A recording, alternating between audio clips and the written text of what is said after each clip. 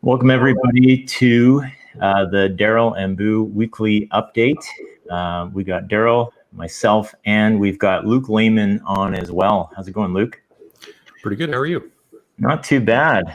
We usually start these off by just chatting about what we've been up to on the weekends. Daryl, you went away this past weekend for a long weekend? Yeah, I did 4 nights in Soyuz with a bunch of friends of ours. First time I've actually stayed in Soyuz. For anybody who's not local to BC, it's up in the Okanagan, lake country, wine country. So we actually, I think we visited or did tastings at 7 different wineries, 5 in one day, which was a fun but long day. Got out in the boat with some friends. Rented a pontoon boat and just spent the day on the lake. So yeah, it was beautiful, very warm and nice, but a great spot to spend a few days if you're ever in BC. Nice. Yeah, 5 wineries and a boat cruise sounds like a lot of alcohol. It was, yeah. I'll leave it at that. I'll say yeah. Nice. Yeah, I was meant to go camping this weekend, and so we have a small trailer. We hauled it out to a campsite that is actually really close to us, like 10 minutes away from us. And we got there. I live close to the Fraser River for folks familiar with BC, and the campsite is on the Fraser River. Well, the water level went down, and apparently that exposes all of the mosquitoes that have been waiting there. And so it was just as soon as you would get out of our trailer, so we would basically be inside the trailer most of the time, and we'd open the screen door, and already you could see like 10 or 15 mosquitoes just waiting for you on the other side of the screen door, and you'd have to quickly like open it, run out, grab whatever you needed, and then come back in. So we only lasted 1 day there, about a day and a half. They allowed us to get most of our money back. They just charged us for like 2 nights or something. And we got out of there within the day and a half. And then yesterday hauled the trailer instead out to Bridal Falls Camperland, which is a pretty big RV trailer resort type thing out there. Yep. Not camping at all, really. It's basically a parking space with like 2 pools, a restaurant, store, arcade, playgrounds. There's water slides beside there. So it is a very different camping experience than hopping in a tent and roasting marshmallows. I've driven by that place many times, but never been inside it. Interesting. Yeah, 260 spots. It's full of people. Yeah, interesting place. How about you, Luke? Well, yesterday we celebrated my mother-in-law's birthday party, so we had some folks over here and just grilled out. It was like 95 here. I actually live in Cleveland, Ohio, so down south of both of you and maybe many of the watchers. But so it was pretty toasty. We stayed inside yesterday, and the day before that, actually, I just did some things around the house, changed the oil of my wife's car, and I had a helper, which was my 7-year-old daughter, teaching me how to change oil, which I found a little bit ironic because my 11-year-old son was inside, I think, playing Minecraft at the time. So a little bit of an interesting scenario there. Yeah. She may end up being the mechanic in the family. Totally. That's a great skill to have, though, like being able to work on cars, because I know when I had my first car, I did everything myself, changed my oil, and that was back when Fast and the Furious was a big thing. So I was, adding little stupid things to my car at the time. I realize they're stupid now, but I thought they were cool at the time. But yeah, I had a Honda Civic. You could take apart the whole thing with a 10 millimeter and a 12 millimeter wrench. Do my oil and stuff. That is totally true. So yeah, on the car theme, I actually last year I bought a car that's not really a classic car, but it was a car that I had when I was in college. It's a Honda Prelude, and so with the idea of restoring it and just bringing it back to the way it was when I had it in college.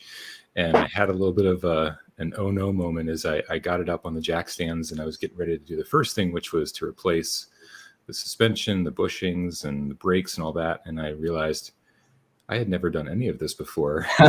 What am I doing?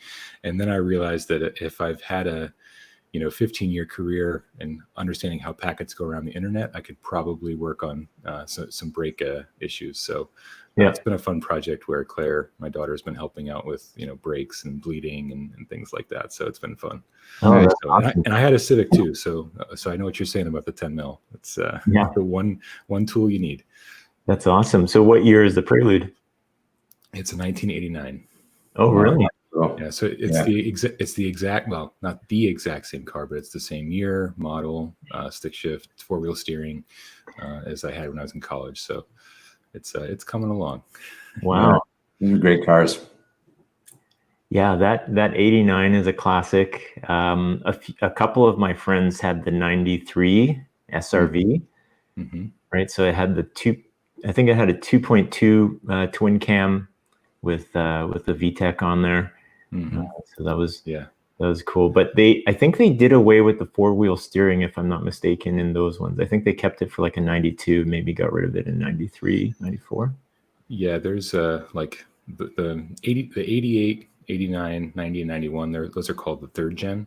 And so those are the vehicles that had the 4-wheel steering. And then you get the 4th gen, which is I think 93 and up, or maybe 92 and up. But yeah, it's a different body style, and my car wasn't actually 4-wheel steering that I had before, but this one is, and it's a little bit trippy because you go to turn and it feels like your back end is just totally sliding out, but it's the wheels, getting you around a corner. But it's been fun, and provides a fun after work activity to go out there and wrench on something for a while.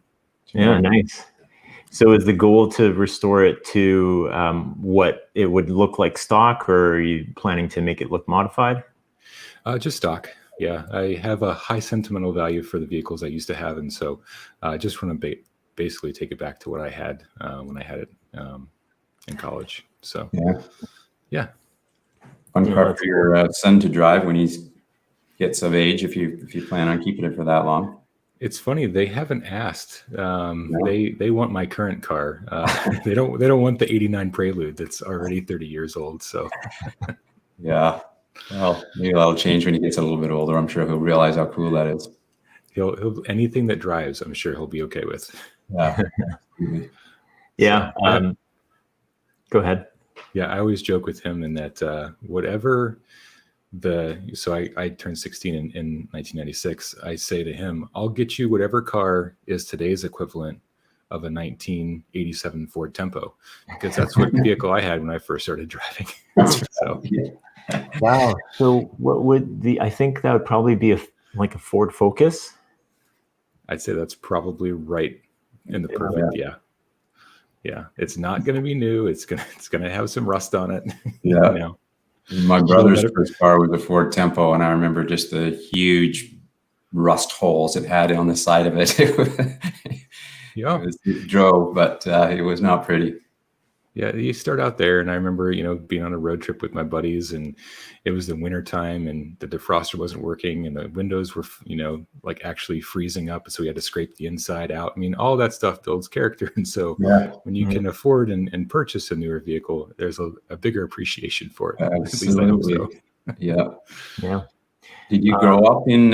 So I know you're currently in Cleveland, Luke. Or did you grow up in that area? Or okay. Yeah, I grew up maybe about an hour south of here. So in a rural part of Ohio. We were a public school, but my class was 64 people. So it was a pretty small school environment. But lifelong Ohioan. Yeah. So are you being in Cleveland? Are you a basketball guy or a football guy or both? I see the picture of Eddie the Eagle, so you can maybe tell that story. But well, I think I've suffered maybe a little bit less pain than most Clevelanders in that I'm not really a professional sports fan outside of Ohio or outside of hockey.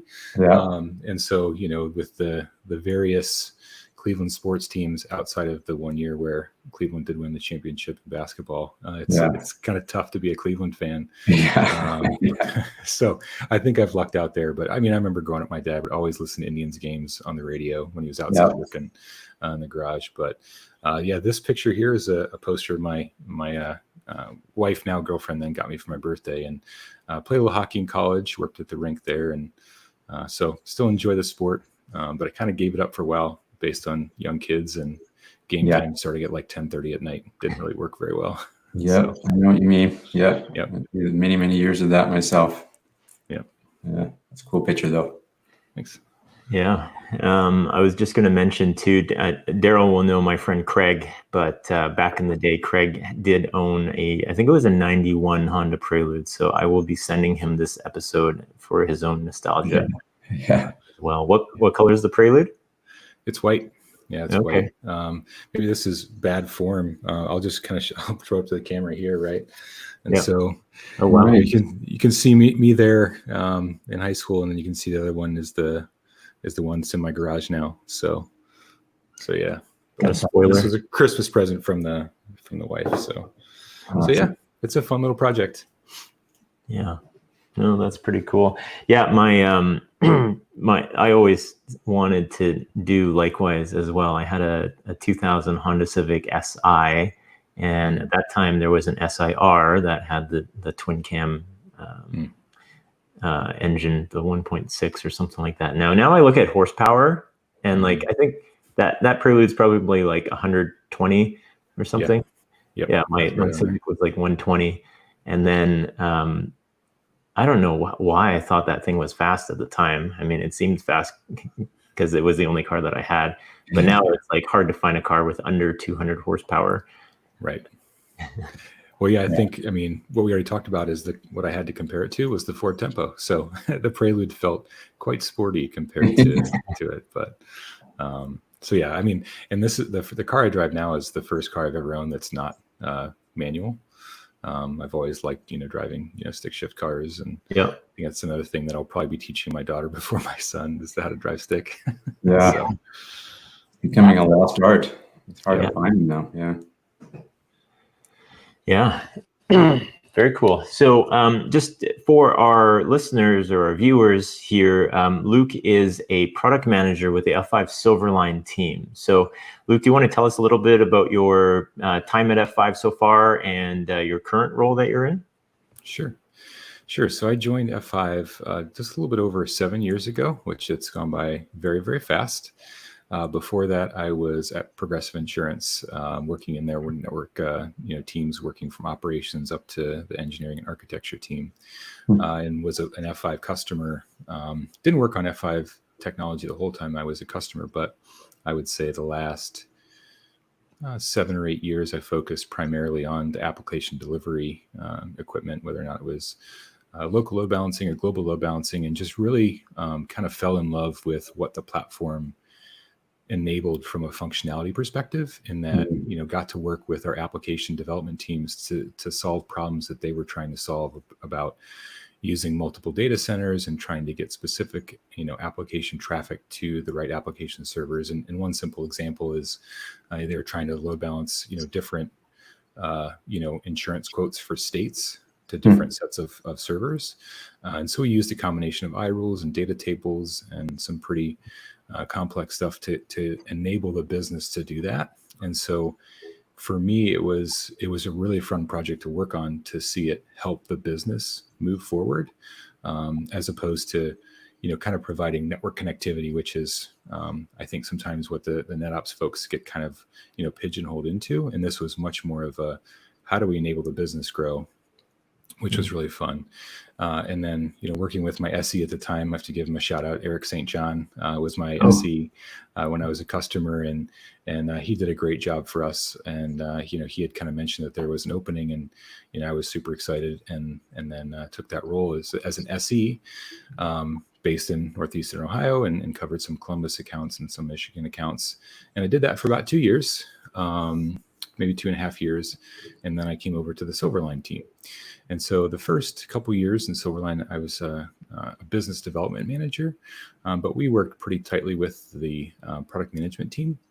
And one of the primary projects I worked on at that time was our hybrid signaling from on-prem devices to signal up to Silverline if there's DDoS events or bad actors and things like that.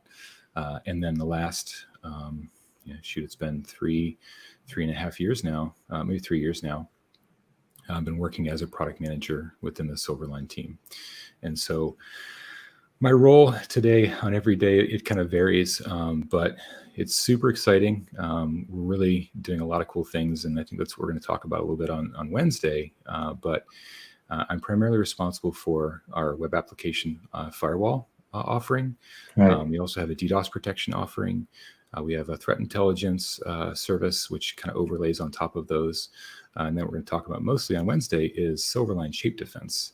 And so primarily for WAF and for the Silverline Shape Defense, and then work with our portal team to make sure that our portal is usable for our customers and shows the value of the platform. And so I hope that my time as a customer has put me in a place where I can, advocate for our customers, and that, okay, if we have a great service and it has great security efficacy, but you can't articulate that to the users, it doesn't really provide that real value. And so we were really, really hard to make sure that the technology we implement is user-friendly, is helpful. It serves different, users within the company, because some folks are nitty-gritty. Some people want the high picture, high-level picture of what's going on with the service. And so my specific role day to day is to work with our development teams to bring features and enhancements out, and we do releases every couple of weeks. And so it's fun because we get to work with the technology folks, we get to work with customers, we get to work with the Shape team, which has been really, really fun. And so I always say that my transition from being a customer to coming to F5 was just this. For me, first time working for a vendor was just this eye-opening experience of, it wasn't even a fire hose, it was more than that. But, learned a lot about just, more, I worked at an insurance company, but we were a technology company first. And so I've just learned a lot from that transition. And then, coming over to the Silverline side I think it's often missed, but when you build a product, that's one thing, but when you run a service, it's a little bit different in that there's constant care and feeding and ongoing interaction with the customer, and getting that immediate feedback from them has been really great. And so it's been really fun. And so hopefully that answered your question, was not way longer than you hoped for. No, that's great. And I think it's cool too in that, well, two things that I think are cool in that, when you say running a service is different than releasing a product, in a sense, Silverline is a really high touch service too. Like when I see interactions from our customers with Silverline, the Silverline SOC doesn't employ anyone that is like a tier 1 service ticket taker or anything like that. Like they get really white glove service and lots of interaction. They're able to get a lot of value out of the service. So I think that's cool. And the second thing that I thought was really cool is bringing your customer insight into being a product manager, so you can directly influence things that you would have liked when you were a customer. Yeah, totally. On your first point about the SOC team, I can never say enough about the SOC. When I've had briefings with customers and talk them through the service. And when I was in BD, I would do a couple, do some sales calls, just to kind of introduce the service. And it's so hard to articulate the value of the SOC. I mean, I can tell you that the SOC is great, and I can tell you that they're there when you need them. But customers who go through that experience where they pick up the phone and they call, and the person who answers the call is the person who's going to help them fix the problem, right? Yeah. And oftentimes customers will call and be like, hey, we're getting slow application performance. We had this just last week with a new customer, which I'll talk about on Wednesday. They had a problem and they called us up and they needed to reboot one of their servers, right? And so we did packet captures, we did traces, and we helped them identify a problem that was actually in their network. And so I think that experience is something that you just don't get elsewhere. And so it's been, I always say that the shining, jewel is the SOC. I mean, the technology is really great. But when you call up and you talk to somebody, especially when you're in usually a high pressure situation, when it's a DDoS event, or if it's a targeted attack, it's just the SOC analysts just do a fantastic job. And then your second point, absolutely. I have gaps where I haven't seen everything out there, but I always try and make sure that when we're making decisions and when we're building solutions for customers, in that we don't build them in a vacuum. We work with customers. We say, is this going to provide value to you? We get feedback from them. And so, hopefully being a former user of F5, a former customer, being like, okay, this is great that we can, add 10,000 items to a blacklist. But if you can't see the outcome of that, if you can't see the improved security posture by doing those kind of things, you're not providing that actual value to the customer that they really, really need. So it's been really helpful, and it's been humbling at times to have folks kind of, guide you who've done this before. I mean, we work with some great folks. And I don't know if folks know the history of Silverline, but it was based on an acquisition of defense.net. And so the folks that started DefenseNet had actually been some of the, core players who had created Prolexic, the first, anti-DDoS company. And so we've got some folks in our team that have been doing this for a very long time. And Joe Daly is a guy that, usually ask him a question and he will tell you you're on the right track or you're not, and he will let you know. And it's been super helpful to just have that, you kind of stand on the shoulders of people that have come before you, and it's just been super encouraging to, have those folks surrounding you to help you. And I think that the Shape acquisition and how we're integrating that into the Silverline platform, it's super exciting because, we don't have to build things, from the ground up, but we're taking this technology that is really, really good, and we're able to plumb it into Silverline and just add more and more value to the platform. So it's been I would say not frantic is the wrong word, but it's been a very, very fast paced last 4 or 5 months. And I see it being exciting, for the next, as long as we can keep it up. Yeah. So. Yeah, we're, it's been, Boo and I have been in this territory together for 9 years. And so, it's been great to see Silverline kind of grow as a service, just not in terms of overall functionality, but just maturity. And you're absolutely right. You can talk about the value of the SOC, but then when you have customers who actually have interacted with them, the feedback you get, it just makes you feel very good about, having that services to be able to offer. So, yeah, absolutely. Yeah, totally. So I'm looking forward to the chat on Wednesday, and we were positioning it as a behind the scenes look as well. I wanted to do that specifically because I think, sometimes I'll speak to a customer and I'll let them know about, hey, you know what, that doesn't exist in the product today, but let me talk to one of the product managers about that.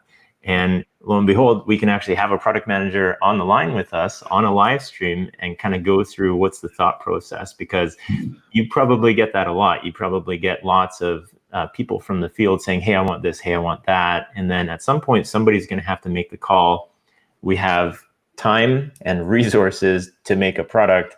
Somebody's going to have to make decisions. And I'm sure it's not just you, but collectively, some people are going to have to make decisions on what actually comes out into that product. So I think that'll be cool to see.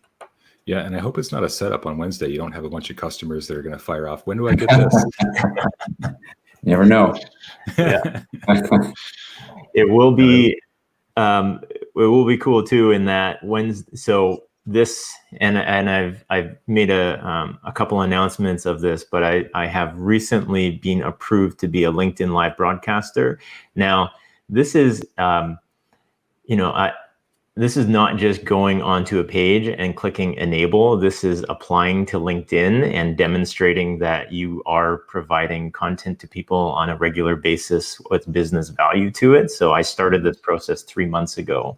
and was finally given the go-ahead on Saturday. So this Wednesday will be the first LinkedIn Live broadcast, which is a lot different in that on YouTube we have 270 subscribers at this point. On LinkedIn, I have 4,100 connections. So we will see who comes on knocking for their features on Silverline on Wednesday. Should be good. No pressure though, Luke. No, looking forward to it. Yeah. That will be cool. Now we've got, we try to do a bit of Q&A with our guests. We never end up getting around to it too much. I think one person, we were able to ask them one question once. We asked them one question. So maybe we can do that with you. We got about 3 minutes left, and we can ask you a question or two here. I'm just going to pick one from the list. These are all similar questions. If you scroll back through all the Q&As, you'll see the same questions that we asked over and over again. Maybe you can tell it. We've gone through some nostalgia with you on cars. Maybe you can tell us about your first computer. Sure. My first computer was a Commodore 64. I remember my mom bought it from her college professor, and it was the portable, and I'll use the quotes there. This portable. It had a ratcheting handle, and I think it weighed like 35 pounds. And the screen was like this big, right? And the actual cover for that became the keyboard. I think it was an SX64.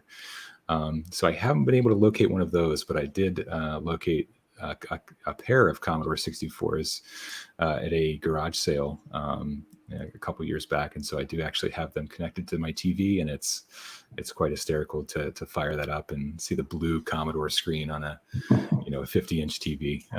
But that was my first computer, and I've often talked to my parents like, I don't know that I'd be on the course today. Maybe I would if they wouldn't have gotten that computer, but I was in front of it and writing very, very small, simple programs.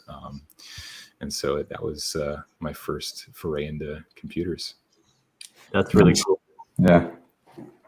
I think I remember an email thread internally where you were mentioning that too. There's a few people who have been going around to garage sales. I think somebody bought a mainframe as well. I remember, but that's next level there. Yeah, they threw it into their trunk of their minivan, I think. But wow. They must have had to take like multiple trips, because I'm sure that thing was a ton, literally a ton. Yeah.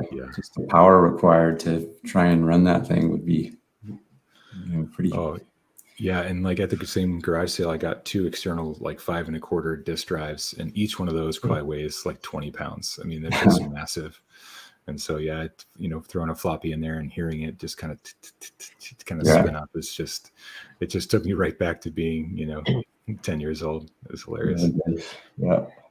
With your Commodore 64 hooked up right now, are you like, is there any games that you or the kids are playing on there, or just trying to do some basic programming on it?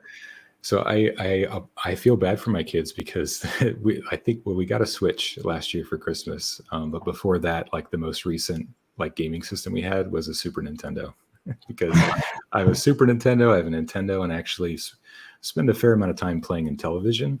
That was my first gaming system. Played a lot of Utopia and Dungeons and Dragons on that. So my poor kids, like when they get to play video games, it's like Mario Brothers or something older than that. I recall, when my kids wanted to get like a PlayStation 4 or something, my oldest son, I actually made him play through the original Super Mario Brothers before like the 1986 Super Mario, or 84 or whatever it was, Mario Brothers, before he was allowed to get a PlayStation 4. And you know what? The games back then were really hard. Like they're all fast twitch type stuff. Like games now are very forgiving. You can have unlimited continues. You can just keep playing forever. It's more of a story as opposed to like reflexes. So yeah, totally. And anybody who got through the games from the old days are, should be pretty proud of themselves. Yeah. Designed now to extract money from your wallet. But yeah, I guess that's probably where it came from. By the time you bring a console system and game home these days, you've already sunk the money in. Whereas back then it was all about arcades and pulling in revenue. Yeah, exactly. Cool. All right, Luke, that brings us to the half hour here. So we'll sign off from here. The live stream for everybody this week will be at 10 o'clock, I believe, on Wednesday. I should have that up. 10 o'clock on Wednesday, and we will have another live stream, a community edition live stream this Friday as well at 12 noon, and that'll be with Elijah Pewey.